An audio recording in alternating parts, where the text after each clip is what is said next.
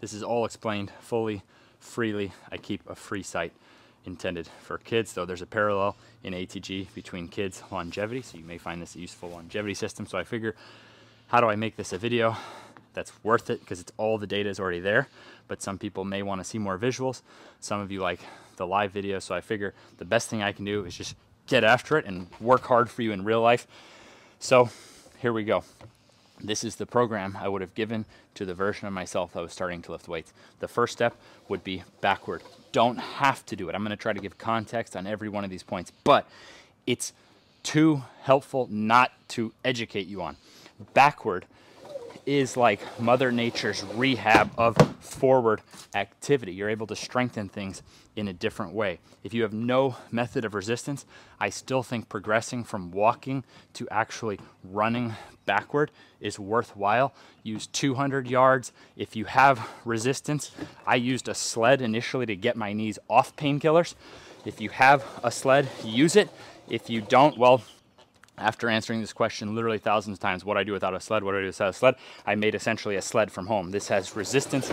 I'm able to work super hard. No, it doesn't mean you shouldn't also resist yourself forward. You can do that too. But the part that I consider more crucial for myself is the backward. Life has a lot of forward impacts.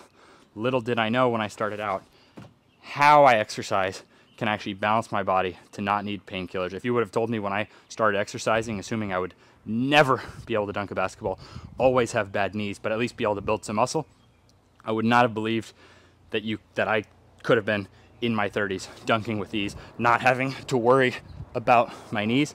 This is still crazy to me. So this video is for that starting person. It's hard to capture all the context on every one of these steps. So yes, forward, it's not to take away from forward, it's just that backward tends to be like a fundamental health step that then allows you to do more forward. So I use both now, backward and forward, so you could add to this routine. These are the fundamentals in my opinion. Now, when we're here, we're pushing through the toes. So backward is a toe first activity. So yes, you'll feel burning in your legs, but what's cool is you're pushing from your toes, and then we continue on up to the calves. So again, it's just principles. You could use this as you see fit. Everything in this video is data. You're here, the data's here for you to think with, not for me to tell you, you have to think this way or you have to think this way. In fact, if someone out there sees this and goes, oh wow, I no longer have to see social media content and be swayed, I can think of it as data, not this first this, then this video is a huge win. So I think of going from the toes, then up to the lower legs. This is one of my favorite exercises because it's so simple. You can do it from a stairwell. You can make it strict by only using your knuckles, but you have a scale. You could assist yourself, but don't then add weight if you're needing to assist yourself. Add weight when you can do it honestly with only the knuckles of the offhand. Now, I wish that was all I had to do for the calf, but you have a lower, deeper calf muscle. It tends to get emphasized more when the knee is bent. So we've got two workouts in this system. So one day I would do straight leg, the other day I would do bent knee. If you go to a gym, they may have a seated calf machine. That is gold. If they don't have one, it's tricky, but you can do something. I'll show you real quick. Now, I love this exercise. You can use a dumbbell or a kettlebell, but it can take a lot of reps to actually get strong and tire out. Here's why. Look at my body right now. I'm really only lifting my leg. I'm not even lifting my body. When you're on a seated calf machine, you're lifting your own body too and the machine. So this can take a surprising amount of weight and reps to tire out. But this, to me, is still better than doing nothing. Additionally, you can use your body weight against a wall, put your knees over your toes, and do a calf raise. You can progress that to then one side. So you can get a good amount of strength just by mastering your own body with straight leg or bent knee. And then, I mean, there's not really a limit, but you would just be aware that this is actually gonna make my legs stronger now too. But I can feel that now in the lower calf muscle. So there, boom, calves. Wish I could say we were done. Still have the other side. So it's not that the tibs are better than the calves. They're just one of the three main lower leg muscles. I like to train all these things. Imagine increasing the strength of everything from here up by 20+% as you lift weights for many years. but not being stronger 20+% here. I'm just trying to treat my body like this body works great. So let me make sure that my exercise addresses that it works great. Let me address its abilities in balance to how it naturally is and not deviate, and it's amazing what happens when you do that. Reminder, this video is all meant to just build on a bodyweight system I put out last month. So that was intentional, that you have a bodyweight system, and then you can learn how would I add weights. So the main difference here is just realizing that you can use a bar. Advantages, I can get such a nice stretch through there, and then I can get stronger with measurable accuracy, but you can still make a lot of gains to this, again, with just a wall. Now we're gonna go deeper into the legs. I think deep squatting is the king of exercises, but my knees were so imbalanced from surgery in the left one, told I needed more surgery in the right, that for me, it was regressing, working on that quality at my pain-free level, one side at a time. Notice we've got assistance and we've got elevation. So look at the flexibility needed here versus what's needed here. By the time you're here, this is a lot of flexibility. So you have two different qualities. This is not just like a one-size-fits-all route, because you may have different levels of strength flexibility. So maybe the flexibility was easy. You go lower. Maybe the strength isn't giving you any challenge. So we have load as a factor. So this allows you to address your strength and flexibility as one and the same. And then, and I'll just show you here like this. This is a good squat. This is a good squat. If we look at the different side angle, when the heel is down, it simply becomes a bit more of a hip exercise. When the heel is up, it becomes a bit more of a knee exercise. So I actually like all the different versions, but I would have the beginning version of myself after mastering body weight on a split squat, then actually measure what is the mobility with the heel down on the split squat. So you can see here, front heel down versus separately training the squat like this. I see this as a really good system. It also allows you to maximize what you can get relative to the weight you're using. Meaning I don't want beginner version of me to have to use a ton of weight. So this puts you in a position where the weight can be challenging for a higher number of reps with this posture, whereas in this position, I would need a lot more weight to challenge myself. And then a split squat, plenty challenging. Only note, you're not allowed to criticize me for being out of breath.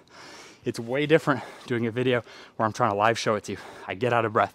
If you don't like it, go read the article. Thank you. So yes, to be clear, my shorts are too short.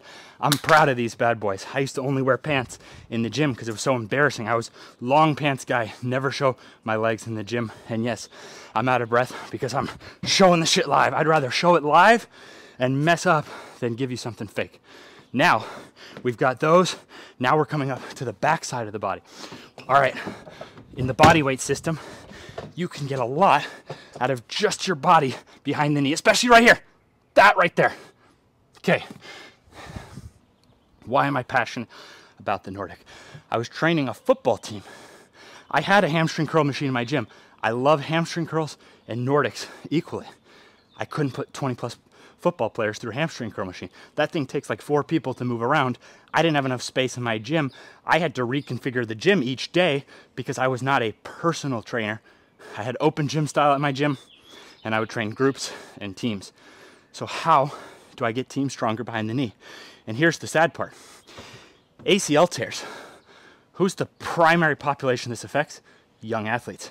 Who has the least access to knee flexion strength, which relates to ACL tears? Young athletes. So I became very passionate about the Nordic. I got a few benches so I could have a fleet of benches the players could work, and I simply found that elevating the front end meant that my 300-pound lineman could work on it. So let's say we take someone at the start of the season who's like, oh, drops right there. And now by the end they can hold right there. Okay, you can't prevent all injury, but you get 20% stronger right here, that's gonna help. Life isn't just this guaranteed route, no injury, guaranteed injury. No, it's all factors, it's all context, and you can actually control this to some degree. So for me, that's incredibly exciting because it sucks to be on an operating table having a knee surgery and come to find out you weren't doing jack shit to try to stop that. So you've got a lot of ability that you can train to get more joy out of life, but it's still not a guarantee. But yeah, you take an entire group of football players, dropping like that, weak behind the knee, having lifted weights years and years and years, but not try to get stronger behind the knee. Yes, I'm always gonna be fired about this, but I always love hamstring curl machines just as much. Now, the other session, there's a different way to train the backside. This would be the simplest version. Like my dad, he had back pain. I wanted to strengthen these muscles. I had him hold this. I had him put his hands here. I told him to do 1 rep. Put one in his house. I told him when 1 rep felt good, do 2. This is the best his back has been in many years, just from gradually strengthening that backside. Now, that's not the only thing we did. As I showed you with the split squats, I mean, we're getting flexible in the front of the hips. A lot of things relate to your back. Take a look at it. Your back's right here. Let's say you have issues in the upper back, or the hips are tight, or you got imbalance. The back is the center point of the body. So as long as you're looking for one fix for the back may always remain mysterious to you. Meaning, you want to be strong, flexible, all in and around the back. You want ability everywhere you can, around, below, and above the back. So this is just one thing, and I'm just doing this for balance training that just about anyone can start. So notice here, the hip is bending, whereas the Nordic, it was the knee. So I believe in training both of these qualities, the knee flexing and the hip extending. We're getting through it. Now we're coming up to the core. So in the body weight system, we had an L-sit progression. That's pretty cool that you can get strong with your own body right here. And we've got a QL progression. Actually, this is good timing for another note. QL was my form video this past week, meaning every single exercise I'm showing here, you could ask me about it and I could send you a detailed video on just that exercise. I like to do my QLs like this. So I'm training a muscle. QL, quadratus lumborum, quad, think four-sided, lumborum, lumbar is your lower spine. You've got a muscle right there on either side of your lower back. So to protect your back is not only the lower back, you also got the sides of your lower back. And these are muscles you can strength train over years. So one of the best investments I've put in my lower back is having incredibly strong and flexible muscles on either side of my lower spine. So you got the lower back and you got muscles on each side and you got the muscles here. Only shift now getting into weights and equipment. I like a hanging knee raise. Get some motion in there. The L-sit progression can get kind of boring. Get some motion. Knees to elbows, 20 reps is a great goal. All right, and we break those up. So we've got like a balanced week. We're coming up the body. Now we finish with the upper body. My main advice starting out is really as simple as, okay, let's look at the body weight system. We used the push-up, that's an easy target. Now we're gonna use dumbbells on an incline and dumbbells overhead. Let's take a look. So here, we've got a different angle than the push-up, and here, we've got a different angle than the incline. So my number one advice for shoulder health is actually not one thing. It's simply pushing from a variety of angles and pulling, think pull up, row, pulling from a variety of angles and doing these things through nice full ranges. So this is not to take away from, let's say, a barbell bench press. You could think of this in addition to, but to me, the foundational part is your natural pain-free range of motion strengthening through that. So rather than here and letting the dumbbell stop short, we're here getting and embracing our natural pain-free range of motion. Then I think of barbell benching more as a sport. So for many sports, yeah, if you're in football, they're gonna test you on bench. You gotta be strong at bench. Not to mention, barbells are advantageous for getting stronger, but dumbbells are also good. Body weight's also good. All of these things are good. Cables, machines, they all have different uses. So there you go. That is the routine I would have given to a starting version of myself.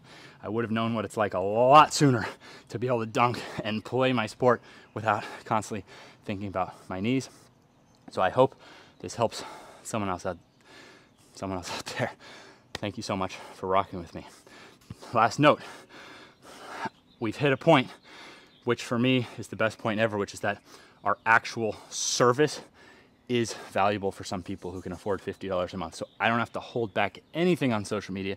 I can give you any set rep, anything that I know, because for some people, not only being able to see all the programs, have it keep track of your weights, all this kind of stuff, but also being able to ask your own questions, being able to send in video of your form, have it coached.